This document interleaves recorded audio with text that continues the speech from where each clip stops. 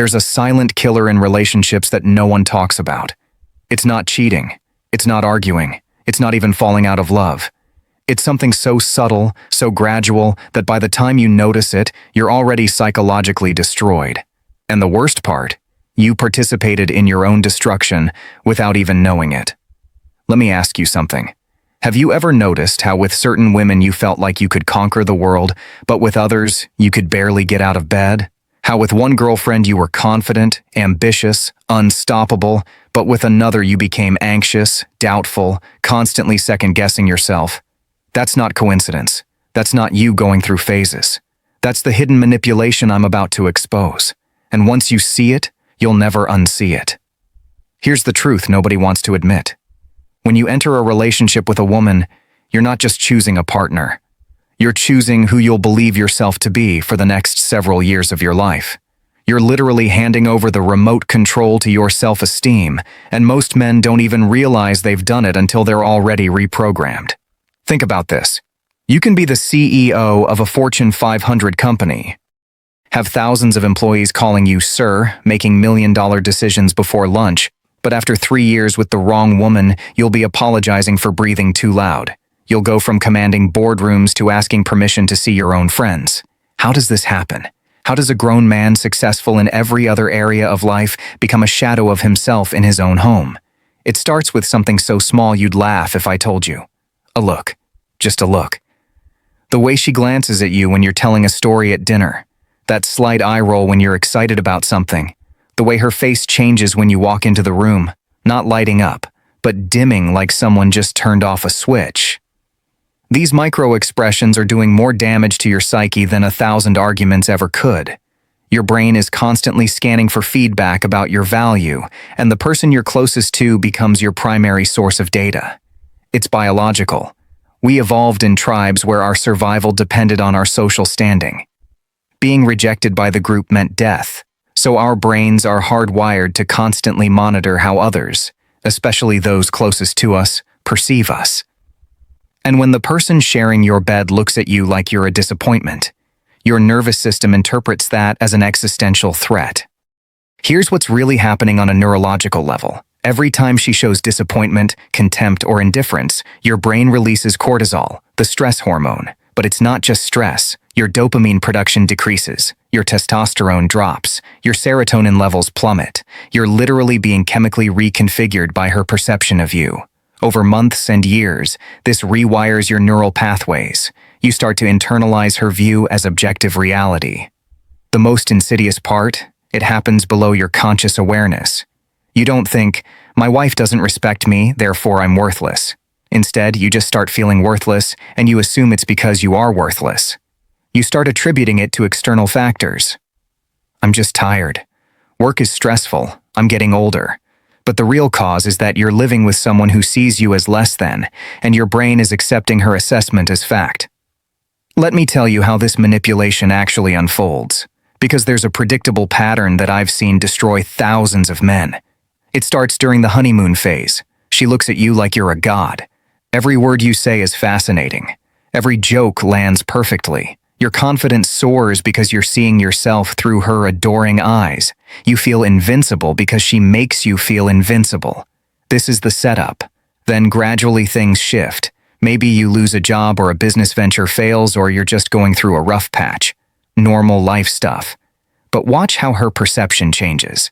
The admiration in her eyes gets replaced with something else. Disappointment, evaluation, calculation. She's not looking at you anymore. She's appraising you like a banker reviewing a loan application. The comments start small. I thought you were more ambitious. My friend's husband just got promoted again. Remember when you used to have dreams? Each comment is a small cut, but she delivers them with such casual indifference that you can't even call them out without seeming oversensitive. This is emotional death by 1,000 cuts. But here's where it gets truly diabolical. She doesn't do this consciously. Most women aren't sitting there planning how to destroy your self-esteem. It's an unconscious process driven by evolutionary psychology. Women evolved to constantly assess their partner's value because their survival and their children's survival depended on choosing and keeping a strong provider and protector.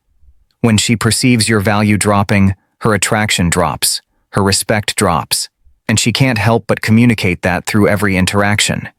The real manipulation isn't what she says, it's what she doesn't say. It's the enthusiasm that's missing when you share good news. It's the lack of protest when you put yourself down. It's the way she perks up when talking to other men, but seems exhausted when talking to you. Your brain registers all of this, even if your conscious mind doesn't. I've lived this myself. I was in a relationship while trying to launch new business ventures. Month after month passed without the breakthrough success, and I watched in real time as her perception of me shifted. At first, I was an entrepreneur with vision. Then, I was someone trying to find himself. Then, I was someone who couldn't commit to anything. By the end, I was a failure who was wasting her time. The fascinating part, nothing about me had actually changed. I was the same person with the same potential, same intelligence, same capabilities. But seeing myself through her disappointed eyes, I started to believe I was exactly what she saw.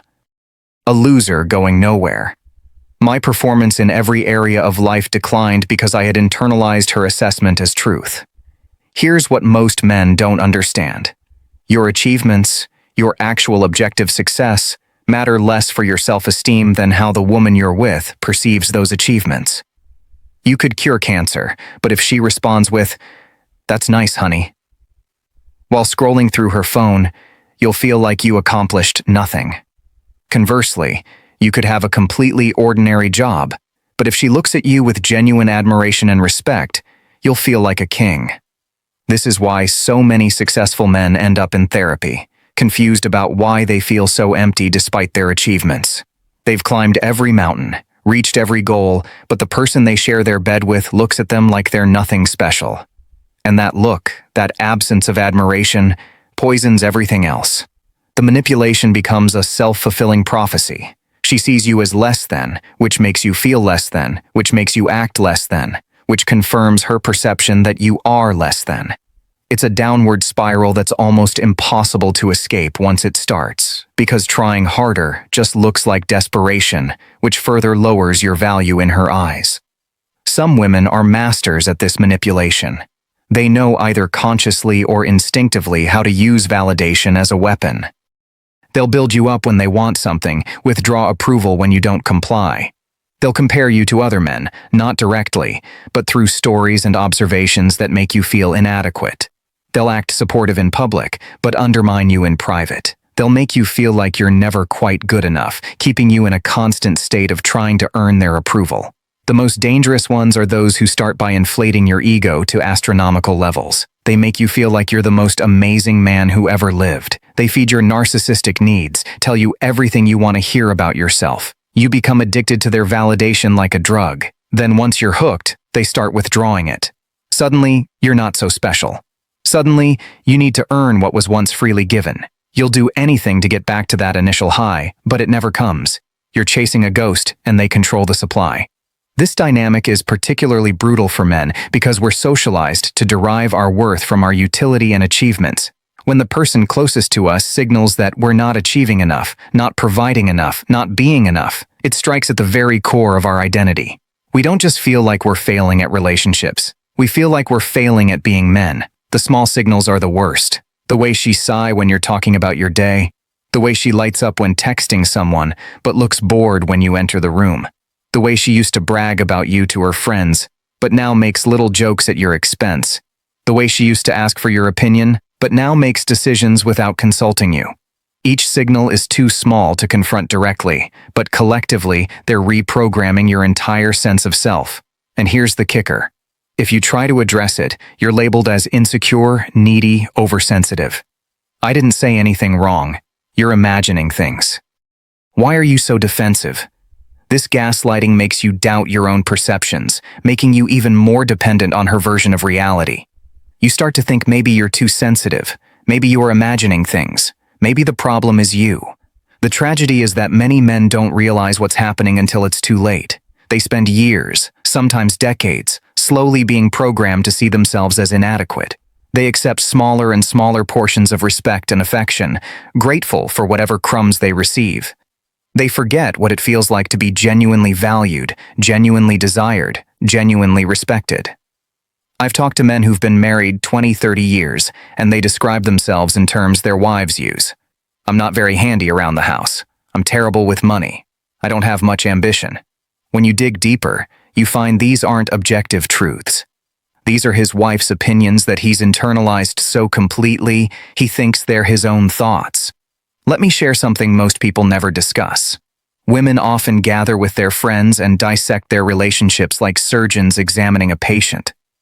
Is he really worth it? Could you do better? What about that guy from your gym? These conversations happen while she's kissing you goodbye, telling you she loves you. She goes from your arms to a cafe where your entire worth as a man is being evaluated by committee. Your struggles become talking points. Your vulnerabilities become evidence in the case for why she should leave. Men don't do this. We don't sit around calculating our partner's market value, discussing her fertility windows or genetic potential. We don't treat relationships like investment portfolios that need constant evaluation for better returns. But many women influenced by social dynamics and friend groups engage in this constant reassessment. And when the committee decides you're not measuring up, that verdict shows in every interaction she has with you. The protection against this manipulation starts with awareness. You need to recognize that your self-perception in a relationship is not objective reality. It's filtered through your partner's lens. If that lens is distorted by contempt, disappointment, or manipulation, then your self-image will be equally distorted. Pay attention to how you feel about yourself in her presence versus her absence. If you consistently feel worse about yourself when she's around, that's not because you suddenly become worse when she's there. It's because her perception of you is negative and you're unconsciously absorbing it. Notice the patterns. Does she build you up only when she wants something? Does she withdraw affection when you assert boundaries? Does she compare you to other men, even subtly? Does she dismiss your achievements while magnifying your failures? These aren't random behaviors. They're patterns of manipulation, whether conscious or unconscious. Here's what you need to understand about women who engage in this behavior. Often, they're not evil masterminds. They're operating from their own insecurities and programming. A woman who constantly puts you down might be trying to keep you from leaving by destroying your confidence. A woman who withholds approval might have learned that's how to maintain control. A woman who seems perpetually disappointed might be projecting her own self-doubt disappointment onto you. But understanding the we doesn't make it acceptable. Whether it's conscious manipulation or unconscious behavior, the damage to your psyche is the same. You can have compassion for her struggles while still protecting yourself from psychological destruction. The solution isn't to become impervious to her opinion. That's impossible when you're in an intimate relationship. The solution is to choose a partner whose default setting is respect and admiration, not criticism and disappointment.